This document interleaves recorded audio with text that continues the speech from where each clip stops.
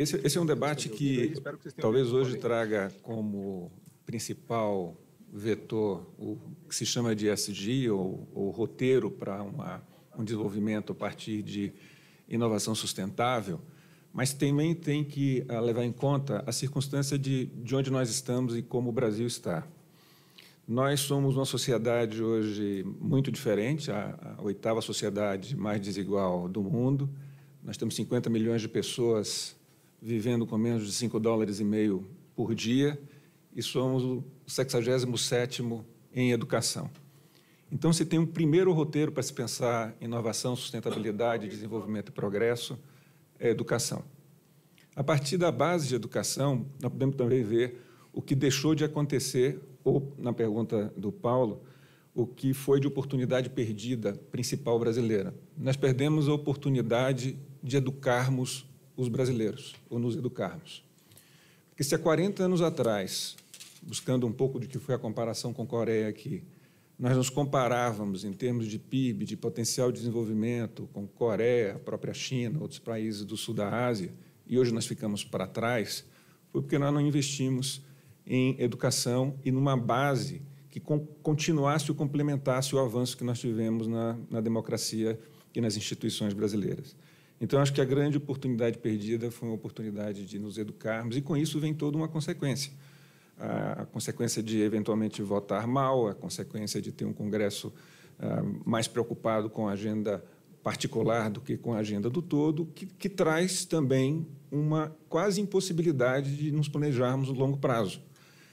É muito difícil para o brasileiro conceber planos de longo prazo, porque há sempre uma fragmentação setorial, legítima ou não, de que um plano que pense o Brasil em 10, 20 anos vai, talvez, ou potencialmente, prejudicar alguém hoje ou no curtíssimo prazo.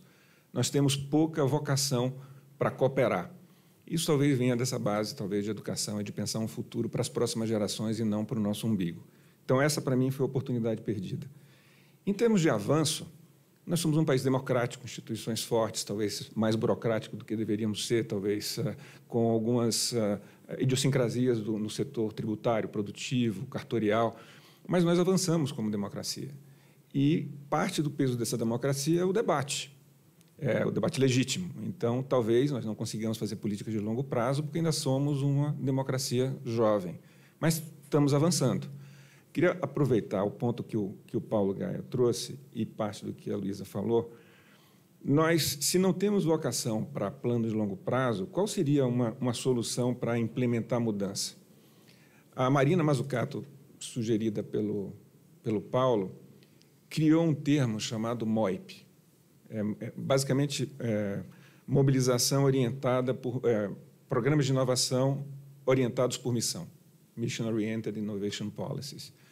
E, com isso, ela trouxe o exemplo, por exemplo, do que foi a movimentação americana para ir à Lua, o projeto Apollo. Não tinha tecnologia, ainda não tinha recursos, ainda não tinha uma movimentação social nos Estados Unidos bem clara, tinha uma corrida contra os russos, mas os americanos se movimentaram e criaram um arcabouço sistematizado com o senso de missão. E talvez a nossa visão seja aproveitar o que essa onda ESG, essa onda de transformação sustentável, com tecnologias que nós já temos em casa, já temos no Brasil, aproveitar esse momento e criar alguns programas orientados por missão, absolutamente cooperativos, que abranjam todos os interesses sociais de longo prazo, e não necessariamente políticas públicas que se conflitem, seja na estratégia de Congresso, seja na estratégia de proteção de seus próprios nichos ou de setores. Então, talvez o avanço que nós podemos aproveitar no momento atual é uma mobilização orientada por missão. E, finalmente, tem um exemplo que também o Paulo trouxe, que é um ramo que eu me sinto confortável para falar, que é o da transição energética e descarbonização. O Brasil tem uma chance ímpar de, se perdemos as oportunidades nos últimos 40 anos, de avançarmos em chips, em transição tecnológica no 4.0, robotização e talvez uma modernização mais efetiva da nossa indústria, nós temos uma oportunidade de sermos guardiões do que hoje é visto como patrimônio mundial, que é a floresta. Quando nós queimamos a Amazônia, nós queimamos o Brasil. Queima a Amazônia, queima o Brasil em imagem, em repercussão, em toda essa impressão ruim que nós trazemos para os negócios, para a sociedade, imagem como um brasileiro que pode ser líder global numa transição energética.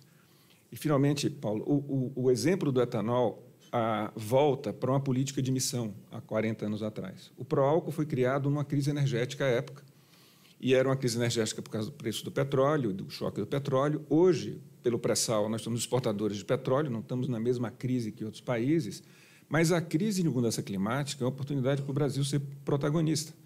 O Brasil pode ser protagonista em duas crises globais, fora o nosso dever de casa de erradicar pobreza e desigualdade. Como proporcionar alimentação sustentável para 7 bilhões de pessoas. O Brasil tem um potencial gigantesco para ser o maior exportador de grãos sustentavelmente.